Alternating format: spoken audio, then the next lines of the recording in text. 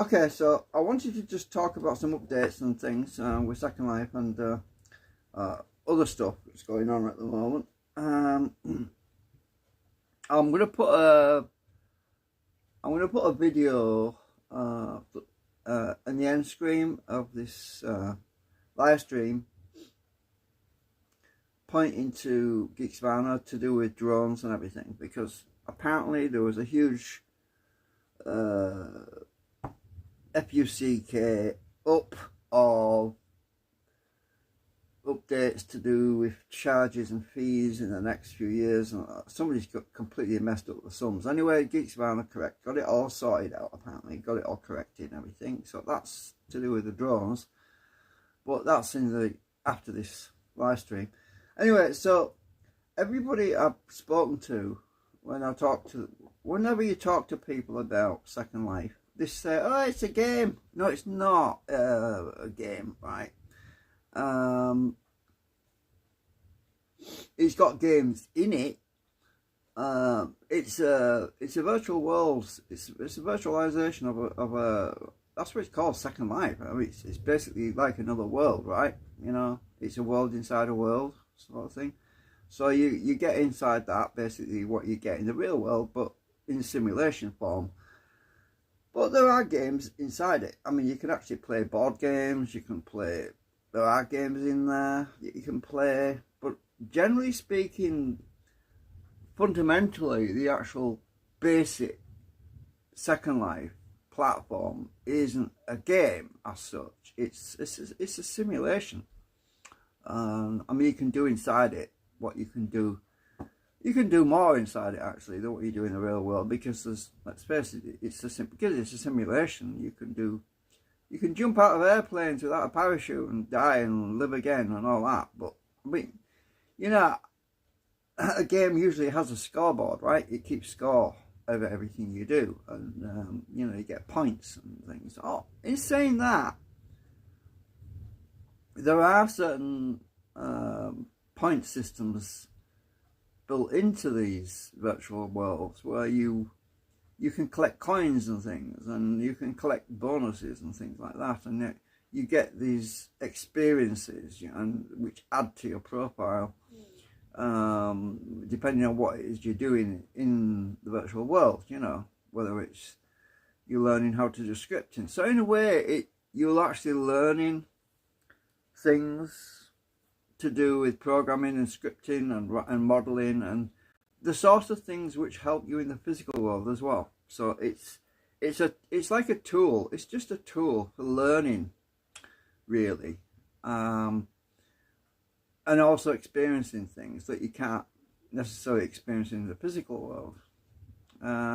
There's less strings attached, if you know what I mean.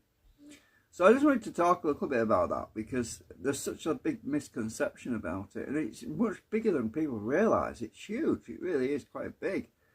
There's such a lot in there. But in saying that, I've said previously, there's also bad areas. There's bad places in there as well. But it's an inevitable. I mean, it's a sandbox basically. I mean, where you can play and try things out that you can't normally do in the physical world. But at the same time, people like to do this role-playing thing. Everyone's into their own different stuff, just like the physical world.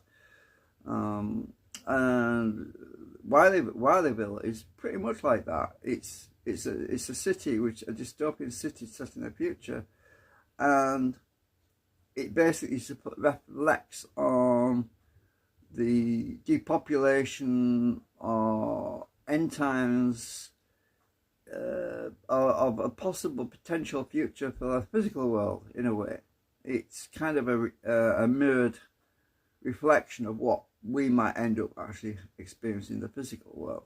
But in saying that, there's also growth. I've noticed that there's a substantial amount of growth just recently. I mean, in many areas, there's a decline. Things are falling down, basically, like dominoes. But we've been working hard in Wileyville to try to bring more people there. I mean, it's actually working at the moment, where we are seeing more people coming into it who would normally not come into it. I recently met this guy, an avatar called Daniel. I just remembered his name, Daniel.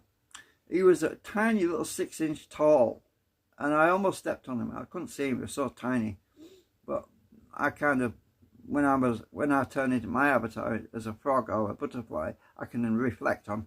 I understand how difficult it is to see people when they're that small. But Daniel was down in the subterranean tunnels and that. We were exploring. I was exploring it, and I bumped into him. And apparently he'd been away for 3 years, and he'd just come back. And I thought that was cool that he'd come back.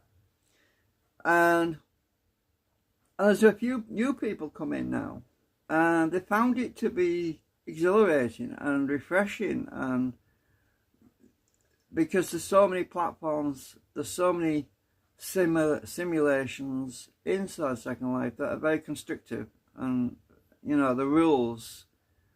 You can do anything you can easily get banned, basically, and the rules are a little bit too constrained, a little bit too strict. So we see a lot of that, but there are places where we have issues with, well, what we call griefers, people that like to grief other people, as in attack people and do stuff to people involuntarily, basically attack, you know, do things which people don't appreciate and don't want. So there's a huge backlash against that sort of behaviour, because people go there to have fun. They don't go there. They try to escape the physical world of being victimised, and they go into Second Life hoping that they can find some refuge there to have some fun without being victimised. And obviously, when you come across people that are griefers who love to victimise everybody, then that's a huge problem, and that actually does a lot of damage to the reputation of Second Life. It actually detracts from the whole purpose of Second Life.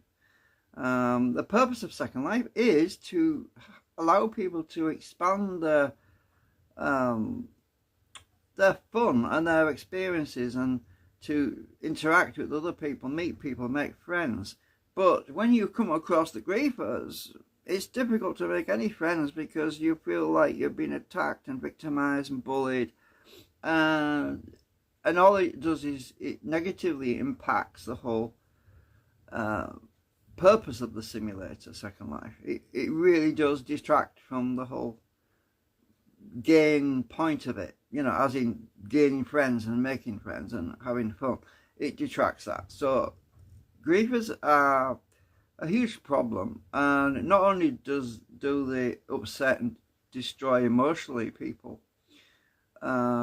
it also drives people away from the Second Life simulator, because people say, oh, I've had enough of this, I can't do with this, these people are just nasty, if I can't find somewhere else to go, I'm just going to shut it down, I'm going to leave. So this is what's been happening. And there was a recent simulator inside Second Life, another virtual world called what was it? Oh damn it, I can't think of the name now. Anyway, there was another supplementary large simulator inside Second Life where all these griefers used to hang out, and that recently got shut down. And I'm not sure exactly what happened there. I was told about it by somebody, but apparently it's doing some positive things by doing that, because these people were nobody's friend, basically. They were nobody's friend. They just wanted to create chaos. Anyway, so let's go back to Wytherville. we're seeing a lot more people wanting to interact and take up these virtual jobs. The virtual jobs, I don't pretend to know all of the details because I'm quite new to that myself, but basically it's a form of paying for your rent, and your rent is basically an allowance of how much stuff you could res in this particular city. So you're allowed to res a certain number of prims. Land, it's called land impact. How much of a land impact your inventory might have on the land that you might res there.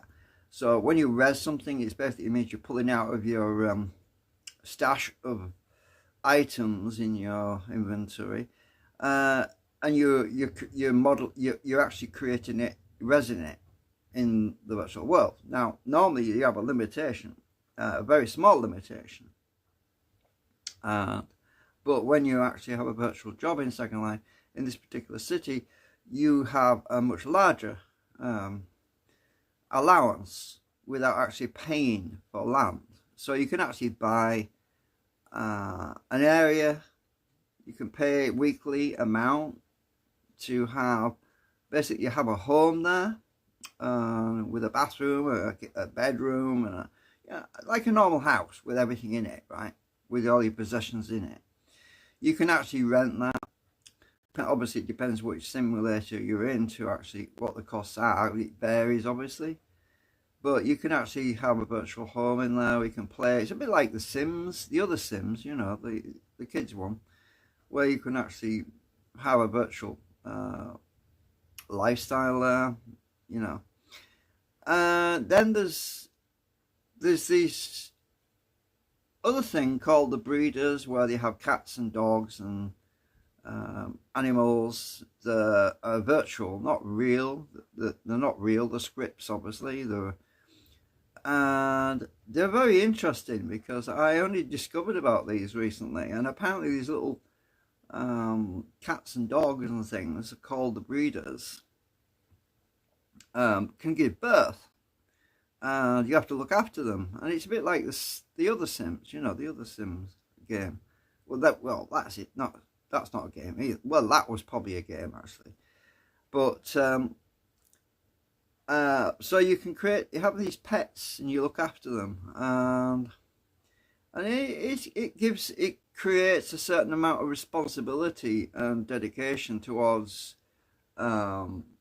looking after something other than just yourself, right? So I thought that was really fascinating. I never realised that sort of thing was going on, that you could actually have these virtual pets, and it's pretty cool. My friend Scrippy works for this place called Banyans. It's an auction house where they actually sell these called breeders, stray cats. It's called stray cats basically, and they look after these stray cats, and people adopt them and take them on and care for them and things like that. There's such a lot of stuff going on. It's out of my comprehension to explain it all to you, because there's such a vast amount of this sort of thing going on in Second Life. It's huge. It's really massive. I mean, I could only give you some basic ideas on it, and I just wanted to talk a little bit about that, because, you know, unless you've actually been in it and experienced it yourself, you don't really know. So we've seen an increase in the membership in Wileyville in the last couple of weeks. We've seen another 3 people join. Let me think. I think it's 3 people taking up jobs, residency there. So it was a desolate little place before. There was just volunteers struggling around, jumping from one job to another job, and in a way it's still doing that. But we've got people who are committed to. There's a guy who's a person who is now running the exercise clinic, you know, Huff and Puff, and then we've got somebody else who's now joined us at the firefighting team at the Wileyville fire station. So we've actually increasing our numbers slowly, and it's getting better. So yeah, if you want to join us and come and put out some fires, as they say. Yeah, you always pop in. Oh, by the way, you can quit your job anytime. It's no commitment at all. It's just like, if you like it here, stay. If you don't, leave. There's no contracts or anything. It's a simulation. You know, you can if you're not happy with one of these virtual jobs, you can quit it and join another virtual job. You can switch and change, but obviously you're supposed to stick around a while to learn what it's all about before you can do that. Before you do that, otherwise you're not going to get the full benefit of what it's involved. But you get these bonuses, you get these perks, if you like. For example, the emergency services, there's a hospital there. If you're working as a paramedic, you will be able to heal people just by going on and approaching them. And so if somebody was down and shot and injured and unconscious using the RVLA system, RVLA, if you're using the virtual where you can actually integrate yourself, and somebody gets shot unconscious, as a medic you could go up to them, you could actually heal them on the spot. Whereas if you're not a medic, you have to drag them over to a healing point and healing station to get them to heal there. So there's these little things, and it's just fascinating. You know, it gives you a sense of accomplishment in a way, because you're actually doing something to help someone in a way. So that's what I find interesting, that people can show compassion towards other people in a way that they can't do it in the physical world. And people thank you for helping them, and you get gratitude, and you feel like you've done something that actually is appreciated, which is really cool. Obviously, different jobs, you get different perks, different aspects to uplift you and give you, a feeling of accomplishment. There's all these different things that go on. I mean, there's bakers.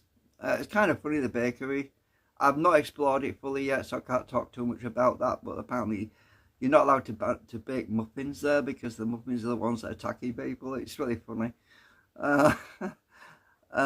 Anyway, I need to go because I'm ranting too much. Anyway, thanks for watching. Bye for now.